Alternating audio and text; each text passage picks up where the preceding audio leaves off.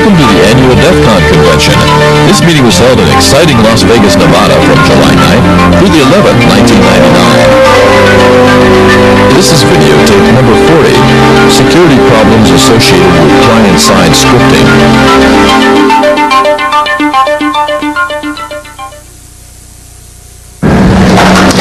And what we do is we find and we fully disclose the holes that we find in these web servers. So what kind of holes are these? Okay, these are the kinds of holes. By holes, I don't mean hacking into eBay and changing their website, posting up some alternate message.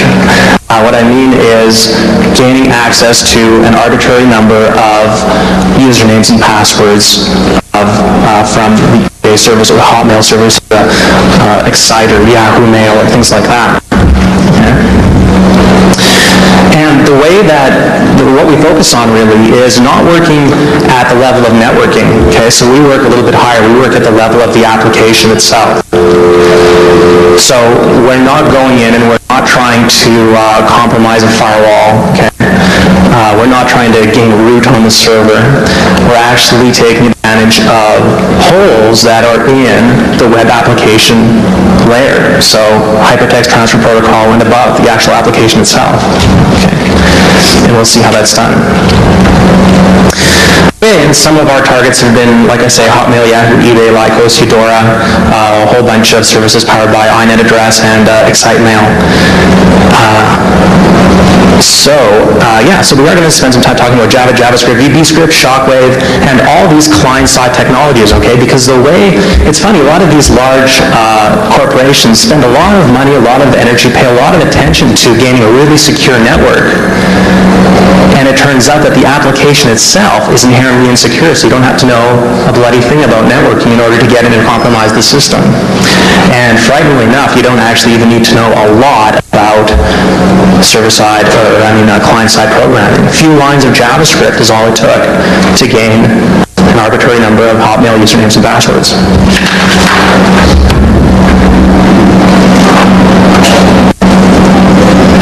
Okay, and just a little bit about our resources. Like I say, we're a small group, and everything that we do is pretty well financed out of our own pocket. We run our stuff off really old boxes, 486s, running FreeBSD, and we lease backroom space from an internet service provider. Our major cost is our internet service provider, which is about $200 a month. We do most of our work from home. So we don't collect any money from the holes that we find. We don't have any form of advertising or sponsorship, and we don't sell a product or a service. So we all have, day jobs, and this is sort of what we do when we come home and to unwind. Okay, so the philosophy behind these sort of the exploits that we find, like I say, we find that when we do find a major hole in a large web service, we find that the best way to get it fixed is basically to fully disclose the nature of the problem. That means provide full source and instructions on how it can be done, and also, and this is really helpful for working with the media, actually provide an online working demo so that anybody can go to the site and try it out for themselves. And there was a really interesting talk yesterday about a fellow here that was talking about how you can interact with the media, and he was suggesting that you shift the onus to the hacker to educate the media. And whether or not that's fair, that's actually the case. And my recommendation is that don't let the media write your story, write your own story, put it up on your own website, and then just point them to the website. That's the best way for them to get the facts straight. Okay, anyway, the net result of finding these holes is that they result in a better web-based service, okay? So the whole point of finding these security holes is to improve the service, not to go out and, bring them down by storing thousands of usernames and passwords in a database and then writing a program that does some funny stuff. Okay, so in the exploits we found, there's been sort of a funny kind of a pattern, a life cycle almost to the exploit. tends to be the same thing over and over again. When you find a hole, and again, I'm focusing on these holes that are accomplished through client-side programming. Generally, the first thing we do is we warn the web-based service that they do in fact have a major security hole, and it's quite common actually to get ignored or banned or just plain refuted, or all three. So the next step, the next thing that we do is we post a working demo and the source code on our website. After that, usually the web community picks up on it. It gets into bug track in the news groups, and the web media picks it up, wired.com and news.com and Slashdot and things like that. And if it generates enough interest, which is usually the case if it's a major enough hole, then the paper media picks it up, a local paper or a national paper, something like that, and it starts getting thrown around the papers. And basically, once the web media picks it up, the online service itself will have a knee-jerk reaction, and they will quickly try and fix the problem overnight, which is a sort of an patch. They realize that there's a major problem, and that suddenly the information is posted out there on the web for anyone to see, and the first thing that they want to do is they want to patch the problem as quickly as possible. So generally, they will put out a patch that specifically targets the demonstration that's been put online, right?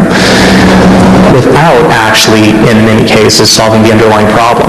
So it's not uncommon for them to release a quick fix and then to be able to compromise that again the next day, which is pretty funny.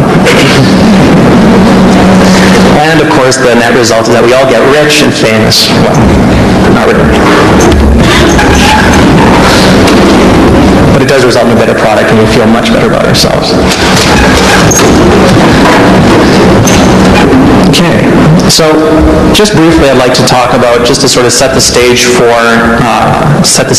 understanding how can it be so easy to gain access to all this data sitting behind ultra-secure firewalls, etc. To set the stage, I'm going to have to talk a little bit about HTML and the interaction between a web client and a web server. Okay, so HTML in brief, let's get this over with in 22 seconds. Just out of curiosity, how many people here actually have worked in HTML? Oh, the vast majority, okay. And I was sort of thinking that you were all networking gurus that didn't bother going up that high. Okay, that's cool. Okay, so in that case, I really can make this brief. As we all know, at its simplest, HTML is a series of tags that's applied to a text in a text document to mark it up so that when it's displayed by a browser, the browser will, to make a long story short, so that the browser will know how to display it, right, how to format it, what images to display, and things like that. So yeah, the browser reads the tags for information on formatting, creating hyperlinks, displaying images, and that's really what a super simple web page is, right? At its heart, the web is all about text and images. At least that's what it was originally, and then the web became more complicated than that, right? Suddenly people, well, actually this was built in from the very beginning, but the web became more complicated because we now had the power to do server-side processing, right? We had the ability to tie the front end into a back end through HTML forms. So that's server-side processing, right? CGI scripting initially. So we could connect the front end to the back end. And then another cool thing came along. Suddenly we found that we could do client-side scripting, right?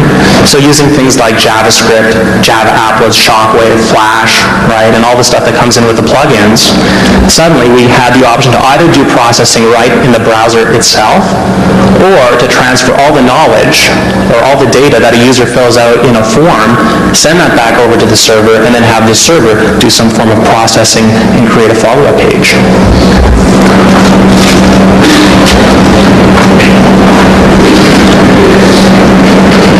Okay, so the link between the front end and the back end. Let's look at that, okay, because I want to focus a little bit on the back end, the server-side programming. The link between the front end and the back end is an HTML form. What is a form? A form is just a collection of graphical user interface elements, right? So things like text boxes, text fields, radio buttons, check boxes, things like that, right? That's a form.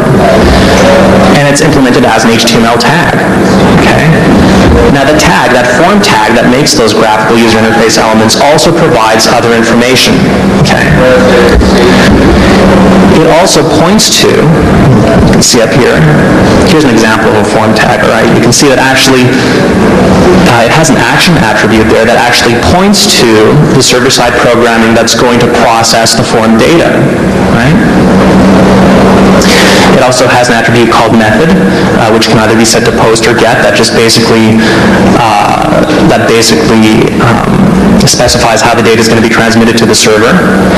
And here you have some input tags, and those actually create the graphical user interface elements themselves. Okay? So in a form, you have two things. The form allows you to create the graphical user interface elements, and inside the form holds the data, okay, that the user will be typing in.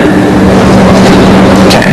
So if you have a name and password field in a web application, someone types their name and password into a form, that data is a part of the form and can be accessed, as we'll see later, through client-side scripting. Okay, it's considered to be a part of the form now, accessible through the document object model, which I'll talk about a bit later. Okay, so anyway, the big picture is that the form ties the front end to the back end, and it contains the data that people fill in the form itself. Okay, so people go to the form, they fill out all their information, they fill out their username, they fill out the password, they click the submit button, and what happens?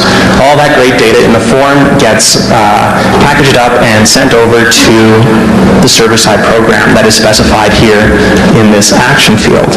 Right? So it gets sent over to the server-side program. The server-side program takes those name-value pairs, in other words, the data from the form, does something useful, who knows what, and then creates a follow-up page. Okay, we're all familiar with this. I'm not going to belabor the point, but we've all used search engines, right? Many of us have probably used webmail and e-commerce sites. Okay, this is the basic premise behind all that cool stuff. Okay, most of the time you're actually just sending the data over to a server-side program. So, what is the form? The form really constitutes the basis of a web application, right? It's pretty hard to have a web application or a portal site or whatever you want to call it without using forms, without tying the front end to the back end, right? This form will contain user authentication information. In some way, shape, or form, a web application has to keep track of its users, right? It has to keep track of who you are. What are you ordering? What's your credit card number? Okay? But the basic user authentication information is quite likely, quite often, passed back and forth between the client and the server. Okay? So usually, just by looking at a form and a page, you can pick out a lot of really useful information. So the bottom line is that when you are in a session with a web application, what you don't want is you wouldn't like it if somebody else could see the values inside your form. Okay? Because that's your data. It's your username, your password, your credit card number is what's sitting in that form, right? And generally speaking, it would be pretty hard for someone to be able to reach into that form and grab that data out of there because it's on your web page, right? Nobody else has it, just you. Everybody has their own username and password embedded in the form that they get from the web application. So what's the problem? How can there be a security hole?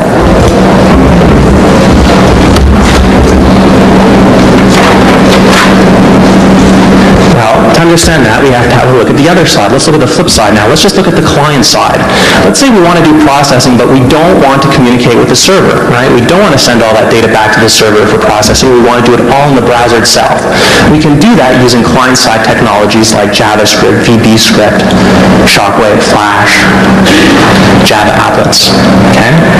So of those, you can sort of break all those client-side technologies down into two major groups. In one case, the actual code is sitting right inside the HTML document. Okay, so it's right inside script tags, smack right there in the HTML document itself. Okay, examples of that are JavaScript and VBScript. In the other case, the code that gets the code is not sitting right in the HTML document, but it's actually sitting in a separate file on the web server. And what the browser does is the browser has to go fetch that file, download it, execute it. Okay? So either the code is directly in the HTML document or it's in a separate document, like a class file if it's Java, right? Okay, so which of these, out of these two categories, which is the most powerful? Which presents the biggest threat? Well, they all present a threat. We've shown holes with both kinds of client-side technologies, but generally speaking, category A is more powerful. Okay, category A has more direct control over the document-object model, has more control over being able to manipulate the different aspects of an HTML document. Okay, so JavaScript and VB Script are generally more powerful. And of those two, JavaScript is more powerful simply because it's supported in more browsers. Okay, JavaScript is supported in both Netscape and Internet Explorer, although I'm sure Microsoft is calling it JScript or something ridiculous like that. Oh, already seen that one?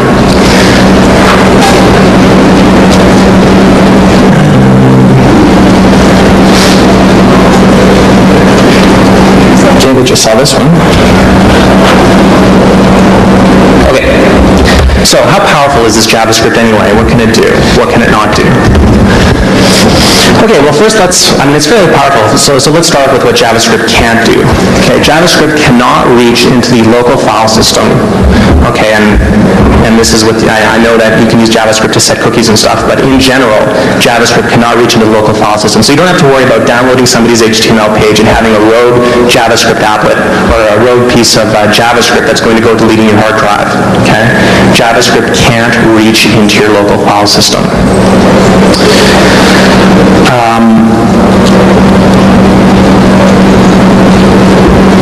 Now what it can do, okay, there's another restriction that I want to talk about. How many of us, well I suppose that if many of us here are familiar with HTML, we're also familiar with framed documents, right? So that's when you go to a website and the website is broken up into frames. Each frame holds a different HTML document, right? So in that case, the website is containing more than one HTML document at a time. Can JavaScript be in one of those documents and reach over and manipulate what's going on in one of the other frames? Depends. If the HTML document in those other frames is basically coming from the same domain, yeah, it can. If it's a different website entirely, no, not really, it can't. Okay. Same applies for actually having another browser window open at the same time that has another HTML document loaded into it. Okay. Okay, so that's what JavaScript cannot do. What can JavaScript do? Well, JavaScript can do a lot. Usually it's used for things like validating, its legitimate uses are things like form validation and image swapping. You know, when you surf around the web and you move your mouse over a menu bar and the image lights up or something like that, right? That's done with JavaScript.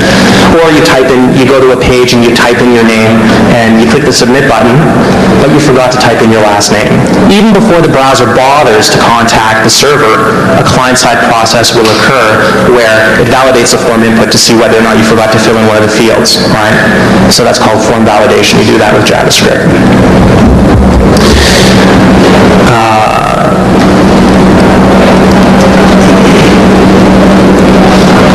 Now, what makes JavaScript powerful is that it can open up a sort of HTML document for output. So it can write arbitrary text to the browser.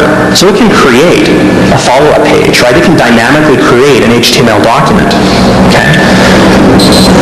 It can also look around in the HTML document that it's embedded in. Okay. So it can, if there's also a form on the same page as the JavaScript, or even in a separate frame that it has access to, okay, the JavaScript can reach right into that form and pull out whatever data is in that form. Okay? So JavaScript can suck the data out of a form. Now, so far, it still isn't clear how this could compromise security, right? Because the JavaScript is on your page, the form is on your page, right? Or the page of an internet service provider. So why would anybody write JavaScript to compromise their own form? Well, let's see what the problem is.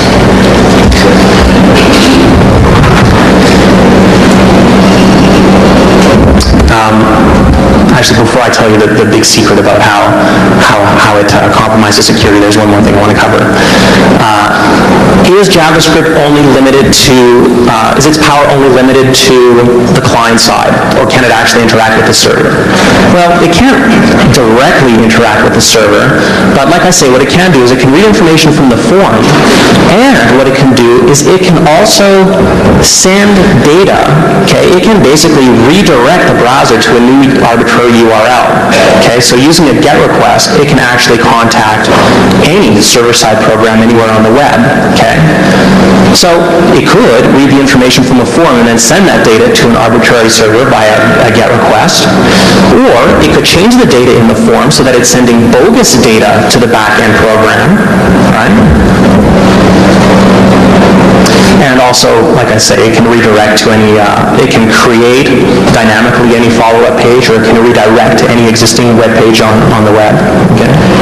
So it's still not clear how this compromises security. I'm just giving you a taste of the power of JavaScript.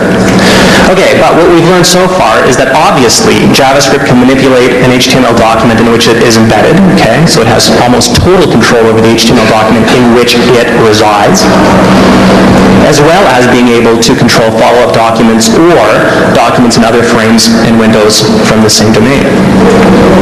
So, given that information, would it be wise to allow a user to post their own JavaScript into a public web application?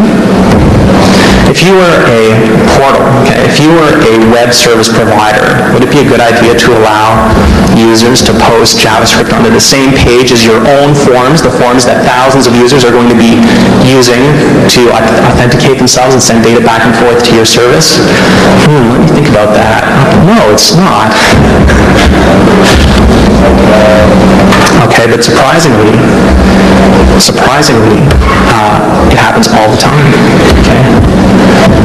So what are the susceptible online services? Well, the susceptible online services is any web application that gives the user the ability to post HTML, okay, including JavaScript, that will be incorporated into the website's own HTML content and then viewed by other people, right? So what are some examples of these susceptible services? Things like webmail, online auctions, web-based chat rooms, and basically any service with a chat area, okay?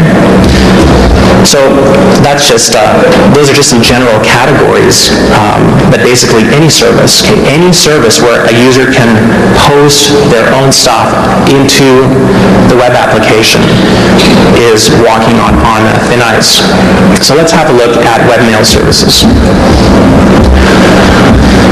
Okay, so what we were able to do, we posted online working demos that stole usernames and passwords from Microsoft's Hotmail using JavaScript, both before and after they released a patch, Yahoo Mail using Java, and Microsoft's Hotmail, again, using Shockwave.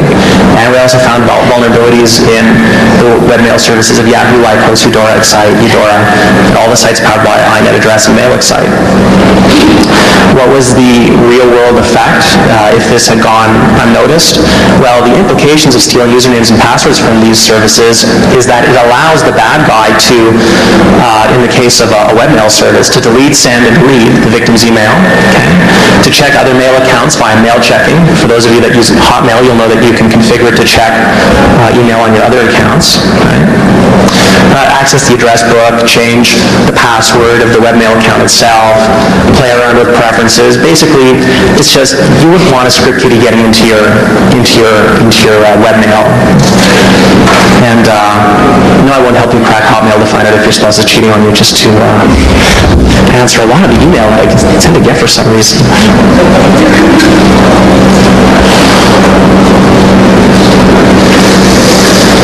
Okay, so how does it work? How is it that a large webmail service, how is it that posting JavaScript can affect a large webmail service? Okay, here's one example of an algorithm that illustrates the problem. Okay, so imagine that you've logged into your Hotmail or some other webmail account, right? And you send someone an email, okay? And in many of these webmail services, you're allowed to use HTML to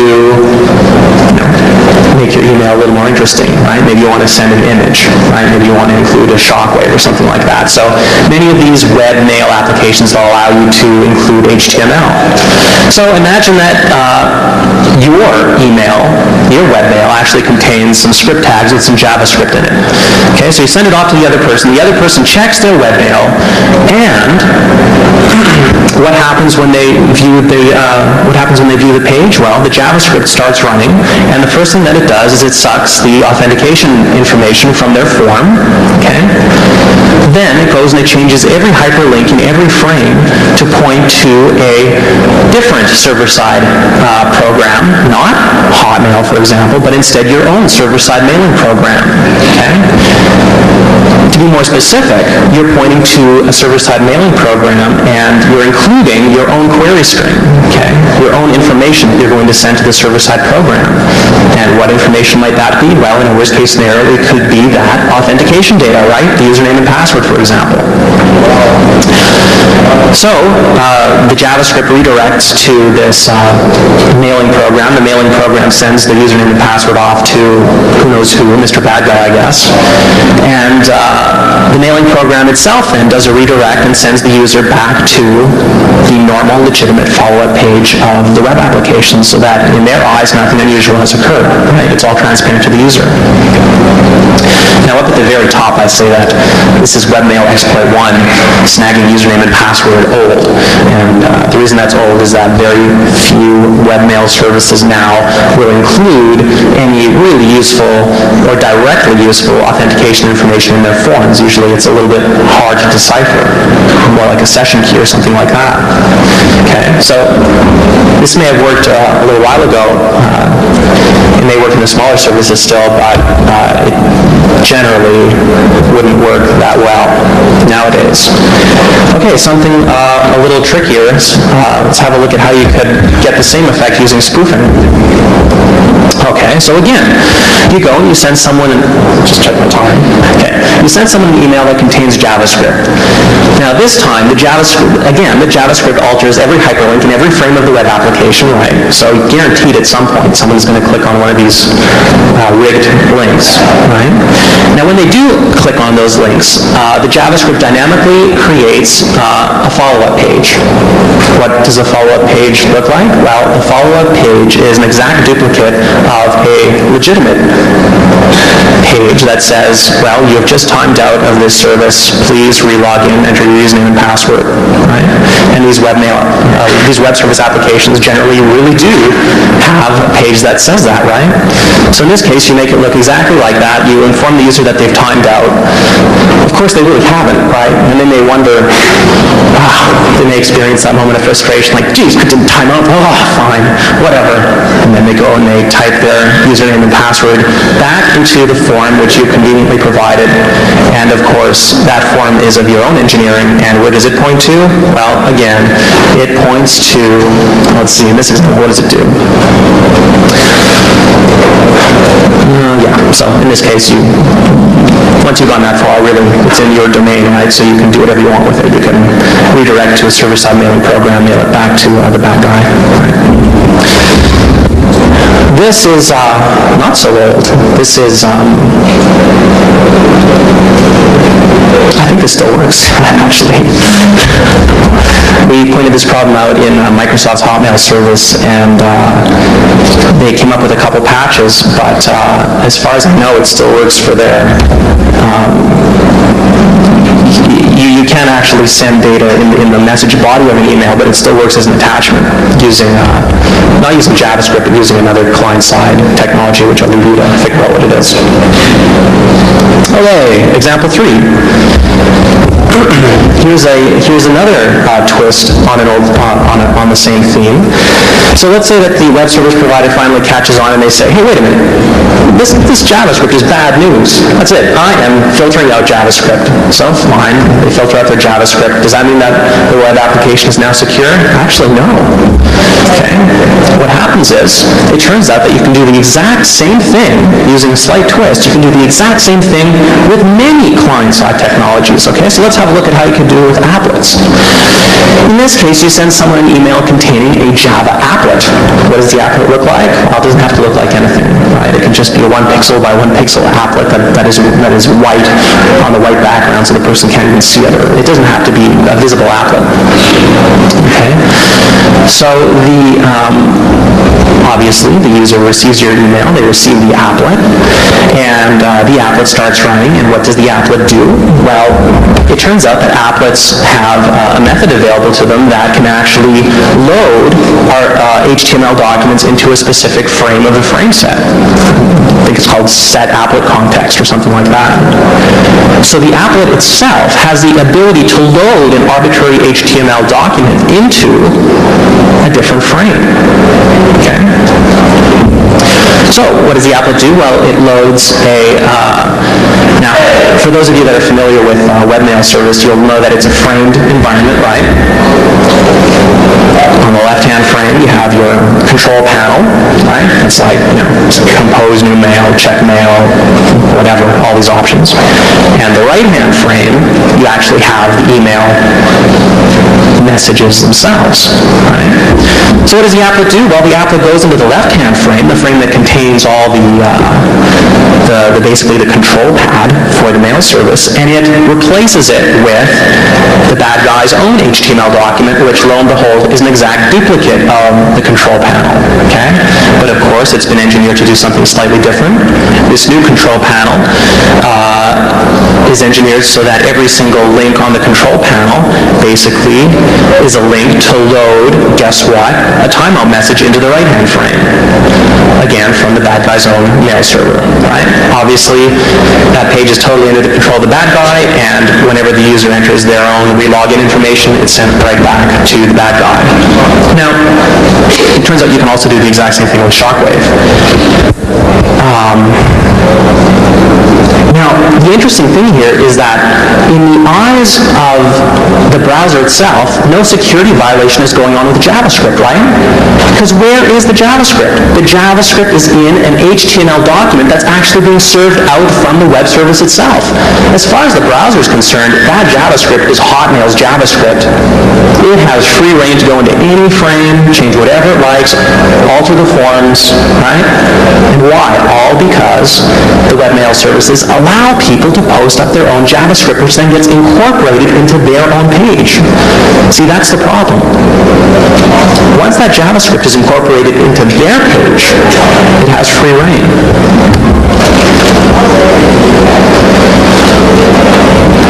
Okay. Web-based auctions, same general idea. We posted an online working demo of JavaScript exploit that stole usernames and passwords of eBay users. And also interestingly, it can be extended to replicate itself by inserting itself into people's own auctions. And this was coined the Ebola virus, and it caught a little bit of media attention. That was a pretty funny name, I thought. Ebola, get it? Okay, so what is the exploit? In this twist, you post an item up for auction at eBay, and I don't know, how many people here have actually been to eBay? Right? So you know that when you post an item at eBay, right, all the items have associated descriptions. And when you go to post your own item up, there's a place where you can type in your own description of what the item is going to be, right? And eBay has decided to let you use any sort of HTML tags you want in your description of the item that you want to sell. So, in your description, you type out your script tags, insert some JavaScript, and what does this JavaScript do? Well, let's talk a little bit about eBay. It turns out that when another person comes, right, to view your item that's up for auction, what does that look like on the screen? Well, there's a description of the item, right? And right underneath the description of the item is, a form. So that if you want to bid on the item, you can enter your username, password to make your bid, right? So basically, the description of the item is on the exact same page as the form where you enter your username and password. Right, that's bad. because, as we all know, the item description contains JavaScript. What does the JavaScript do? Well, the JavaScript will immediately start playing around with the form, okay? And there's a whole bunch of things that it can do. It can suddenly say, well, yes, thank you for typing in your username or password, but I don't think we'll be sending that to eBay right away. First, let's send that off to Mr. Bad Guy, and on a server-side mailing program that does a redirect to back to the normal eBay follow-up page, right? So from the point of view of the user, what's happened? They've seen an item description, they placed a bid on it, the next page, they're told that their bidder was registered. Great, right? From their point of view, nothing unusual has happened. Okay, so what are the implications of, in this case, with this web application, what are the implications of stealing the usernames and passwords? Well, in this case, you can use them to create new auctions, and what does that do? That actually automatically charges the victim's account, right? So suddenly we're not just dealing with email, we're dealing with real money. You can place bids in the victim's name. You can retract legitimate bids in the victim's name. You can change the victim's username and password. You can prematurely close an auction. And also, eBay has some really great, powerful server-side programs that allow you to change the description of your own item even after it's gone up for bid.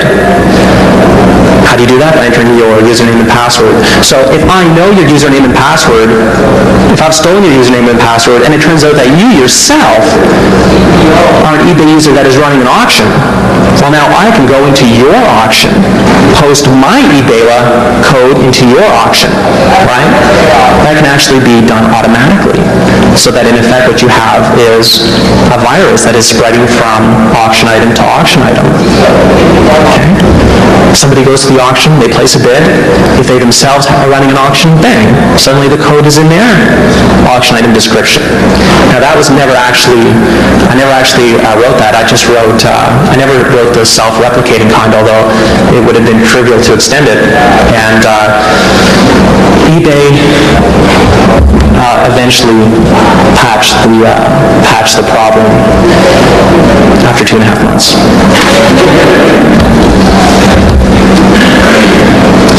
Okay, so that's the bad news.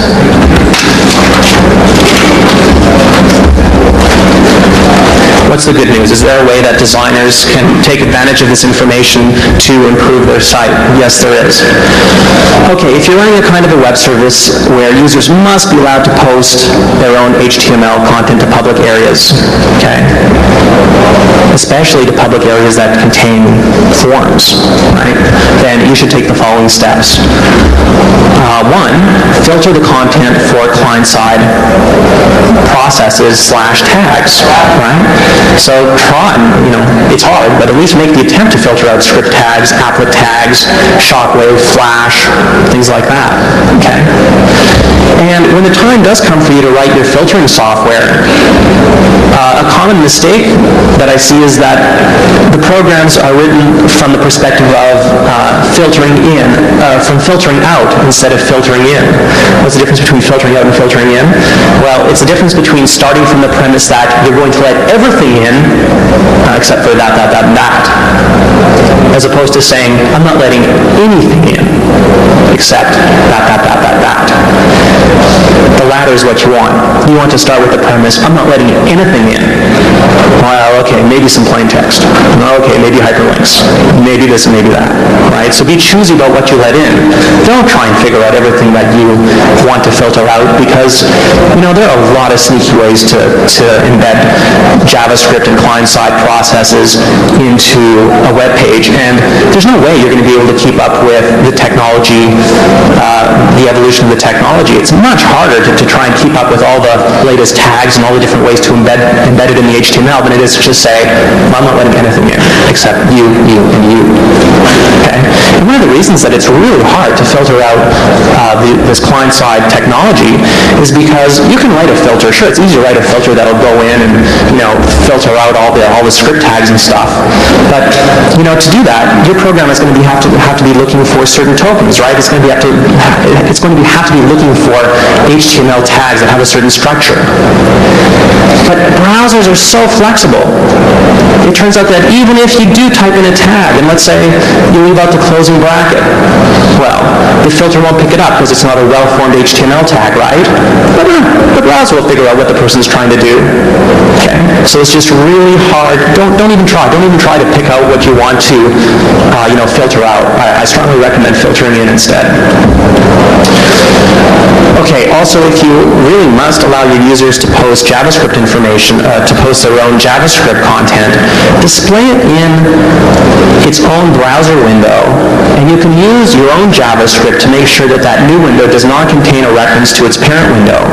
Okay, that way any JavaScript that's posted by a user will not be able to make a reference to the parent and will not be able to go and start playing around with anything other than the window in which it is displayed. And obviously you should never place a form on the same page or a follow-up page from all unfiltered content. So those are just some tips. Hopefully it'll propagate its way back to the designers of web applications. It's, like I say, it would be great if this information was used to maybe shift, at least in some cases, it's great to have excellent network security. It's really great to have great network administrators and have a totally secure network environment. But, hey, if your web application itself is insecure, you're spending a lot of money to protect stuff behind a firewall that can be accessed in a few lines of JavaScript, right? So what are the priorities? Okay, I'll take some questions now, and unfortunately I have to leave in half an hour and go back to Canada. But I'll be out by the pool for about half an hour if anybody wants to talk to me before I leave, and I'll take some questions now. Blue.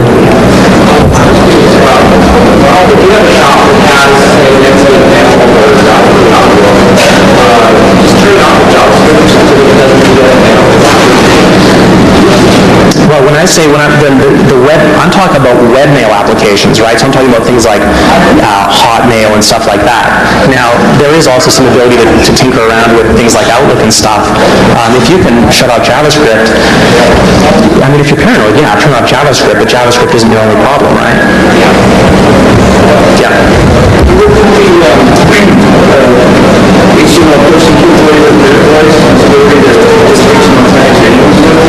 Whether the capabilities what? Sorry?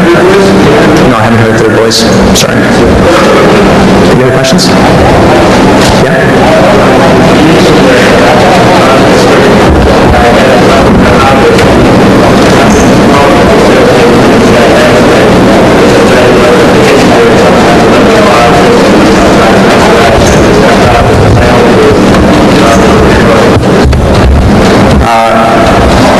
Could you either say that louder, or could someone in the front repeat that so I can hear the question?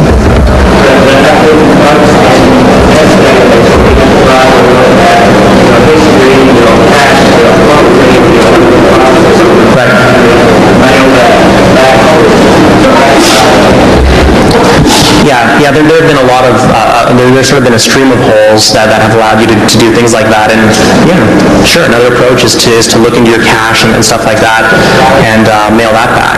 Usually for the purpose of our demonstrations, it seemed that the way to catch people's attention that there's a security problem is to just steal the usernames and passwords, because that,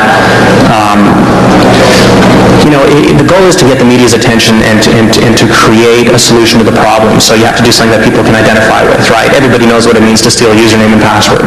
Like, yeah, obviously, this isn't the only thing you can do. You can use this. If you're a designer of a web application, you want to patch this because, I'm sure there are much more creative ways to do bad stuff than I've been able to show up on with my overhead. Yeah.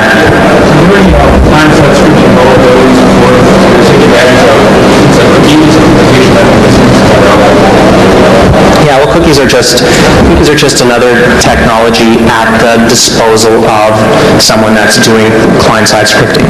So it's just a facet, something that you can take advantage of if you want to.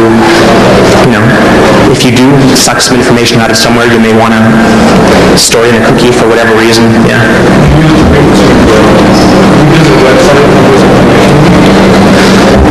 cookies in and of themselves are not inherently dangerous. They're just a tool. There's nothing particularly inherently dangerous about a cookie. Okay, I guess I'm running out of time, so thanks a lot.